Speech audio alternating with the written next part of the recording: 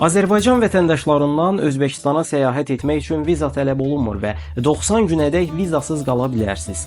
Bakıdan Daşkəntə birbaşa uçuşlar mövcuddur və uçuş müddəti təxminən 2 saat yarım. Aviaşirkətə və mövsümə görə biletlərin qiyməti dəyişir. Orta hesabla gediş-dönüş bileti $227. Ən ucuz biletləri tapmaq üçün səyahətinizi əvvəlcədən planlaşdırmaq və müxtəlif aviaşirkətlərin təkliflərini müqayisə etmək tövsiyə olunur. Özbəkistanın iqlimi kontinentaldır. Yaylar isti, qışlarsa soyuq keçir. Səyahət tarixlərinizi planlaşdırarkən bunu nəzərə alın. Rəsmi statistikaya görə Özbəkistanda təxminən 35-40 min, bəzi qeyri-rəsmi mənbələrə görə isə 70 minə yaxın azərbaycanlı yaşayır.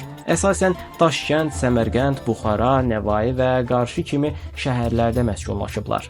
Azərbaycanlıların bir qismi SSR dövründə köçürülüb və ya ora işləməyə gedib, daha sonra isə orada qalıb. Digər qismi Stalin dövründə deportasiya olunmuş azərbaycanlı ailələrin nəslidir.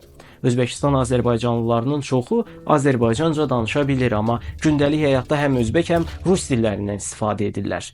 Onlar Azərbaycan mətbəxini, toy adətlərini və Novruz bayramını qoruyub saxlayırlar. Daşkənddə və bir neçə şəhərdə Azərbaycan icmaları və mədəniyyət mərkəzləri fəaliyyət göstərir. Özbəkistan universitetlərində oxuyan azərbaycanlı tələbələrin sayı da artmaqdadır.